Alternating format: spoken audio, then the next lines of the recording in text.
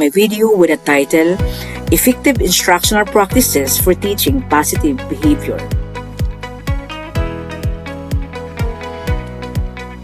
Why positive behavior? Positive behavior strategies are evidence-based, proactive approaches to challenging student behavior. Some examples of positive behavior strategies are pre-correcting and prompting and nonverbal signals. It is my mantra during the first week of the opening of the class. Let's not make worry per day. We will be together for the next 10 months, so let's create a healthy, growing, and friendly environment where mutual respect evolve. Why use positive behavior strategies? Positive behavior strategies encourage you to see behavior as a form of communication. According to Dr. Jerome Schultz, if you can read the need, then you can meet the need. Once you understand the message behind the behavior, you can better support students. Instead of reacting to challenging behaviors, you can proactively reduce them by using positive behavior strategies. The first time you meet your student, see them not as a patient, but as a gift. They need not prejudice, but time, care, and understanding. Children, how to manage their emotion is actually a very important pathway to intellectual learning. Because if you can't manage your feelings, it's hard to open up your brain to be able to receive the content that you're trying to learn. How learning happens? Integrating social, emotional, and cognitive in a classroom. So, here are the following effective strategies that we use to practice every day in my school. Number 1, welcoming students with a smile. Greeting each student at a door with a positive message brings benefits for both students and teachers. That is according to study. Come to my room, room 701. I am glad you are here today. I am happy that you come to school today. Go to your proper seating arrangement. Attention can be won or lost in the first 10 minutes of class. It is important to engage the students and grab their attention as soon as class starts. It will be easier to keep their attention and keep them focused on the topics in class. The opening 10 minutes offer us a rich opportunity to capture the attention of students and prepare them for learning. They walk into our class trailing with the distractions of their complex lives. The many wonders in their smartphones, the arguments with their classmates, the questions with what to have for lunch. So, it requires a great effort from us teachers always to elevate our energy for the first 10 minutes to win the mind and focus of our student. Get your nearpod. Get your laptop, connect to the nearpod using the code 9DSJE. Connect your laptop to the nearpod. Get your supplies ready, science notebook and your pen. I want to see thumbs up if you are already connected to the nearpod. Thank you very much. Welcome to your grade 5 gradebook. It has 6 assessment and 6 teacher's discretion. Your assessment is 70% of your grade, teacher's discretion is 30%. If you are seeing F, D, or C in your grades, do not hesitate to ask Ms. Rhea so that I can give you the code for the NIRFAD for any missing activities. Do not settle for F, D, or C. Work for your missed activities. Let's shoot for your grade to B plus or A plus. Okay, let me remind you about the end of our Hexter. That would be April 19. PSAT is April 19. Asynchronous class will be April 7 to 18. Grass task recovery option is grass task number 6. Okay? And a count of 10 seconds. We're going to start with our warm-up activity. 6, 4, 2, and 1. Okay? Warm-up activity. Based on the picture, you have 8 boxes. Box 1, 2, 3, 4, 5, 6, 7, and 8. What do you see per box?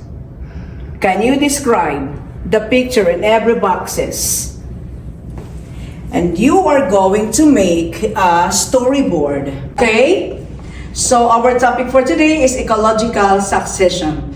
What is ecological succession? Joseph, can you read the definition of ecological succession? Ecological succession describes how a biological community evolves and changes over time. It occurs when natural events create a gap in an ecosystem. Various organisms or species fill in the gap, resulting in a change of compositions and biodiversity in the area. Okay, very good. Go to your... Kindly open the link. Kindly open the link. Okay? And then, let's play. Enters an interactive play, Succession Interactive. Okay? Start a new game. Start a new game. And then, let's start a primary succession. Let's start a primary succession. Okay?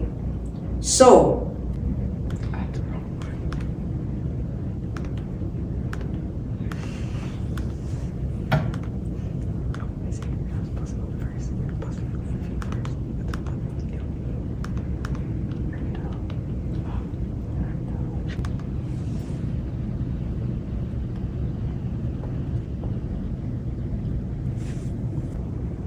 okay, so we call this the climax stage, or the ideal or the final stage of an ecosystem. Okay? Is there any question? No. I wanna see thumbs up. I wanna see thumbs up, okay? Okay, so for check for understanding, for our check for understanding or CFU, Joseph, can you describe the similarity and the difference of these two pictures, the primary and the secondary? For primary, the first one is just rocks, and for secondary, there's like weeds and flowers, and it like actually looks like a civilization or an ecosystem. Okay. How about you? How about you, Isaiah? How about the pioneer species of primary and secondary? I think it's easier to grow on the secondary succession because the first one is just bare rocks and you have to have like mosses, but the second one already has like life, kind of. Yeah, I like your idea. I like your words. And the secondary succession, it is much easier for an organism to grow because you have already the rich soil compared with the primary succession where you have already a bare rock. Okay, how about the final stage? Can you compare the climax stage of primary succession and secondary succession? Yes, Joseph? For the first one, there's like not as much life as the secondary. There's way more life, and yeah. Okay, yes. Can I have more ideas from you, Isaiah? So on the primary succession, there's life, but not too much more grew. And on the second one, everything got greener and like brighter and looked more healthy. Ah, yes. Thank you very much for your ideas, Joseph and Isaiah. Okay. Is there any question? No. Okay. 7, 5, 3, 2, and 1. Okay, let's start our quiz.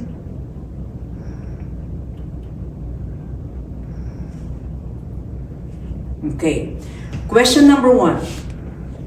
Primary succession almost always begins with hard soil, dry lake, or bare rock. I'll give you 1 minute to turn in your answer for question number 1. The tangible strategies here in my room that is visible in the whiteboard near my big television is my big loud clock timer. The 65 minutes in one class is a short time if the concept is huge. So we teacher chunk the topic into smaller bits that the students can easily understand. This chunking of topics with activities, question, and check for understanding are smoothly sailing if we are bounded by time. The clock timer helps us teachers and students manage the pacing of our activities from minute-by-minute task, and it is easier for us to expect the transition from one task to another. By using this with consistency, visual clock timers can be instrumental in creating routine and establishing predictability.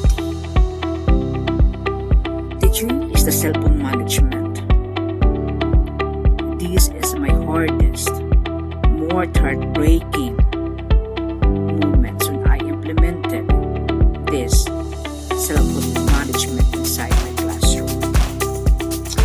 One of the big barriers for learning inside a classroom is the using or playing with their cell phones or laptops. That is why I do a lot of walk around from my table to every group, randomly checking if they are still on task. My cell phone management is strongly implemented in my room. I apply the pre-mark principle, the first and then. First, focus your attention, engage, and finish the DOL or worksheet. Then the last minutes, you can enjoy your cell phone in one corner. Take note, there is always a reward in following rules. To sum it up, these are the strategies that I usually apply in my class. Number 1, welcoming students at the door with a smile every day. Second one, winning the first 10 minutes, and I get an award for this. Third, using most appropriate and highly engaging activities through technology like Nearpod. 4, using a clock timer.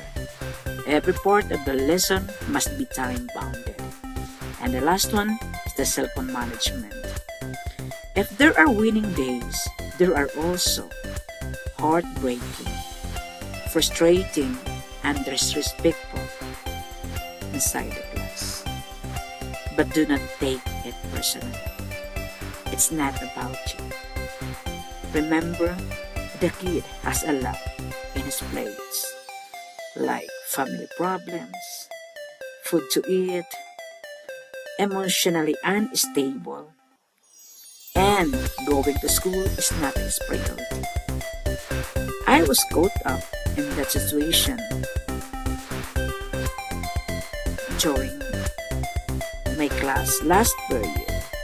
This girl called me FU while we were doing a group presentation. What I did, I just smiled at her and continued with my instruction and released the class as if nothing happened. But when I was in the restroom, I cried a lot. But I processed it to myself. I talked to myself.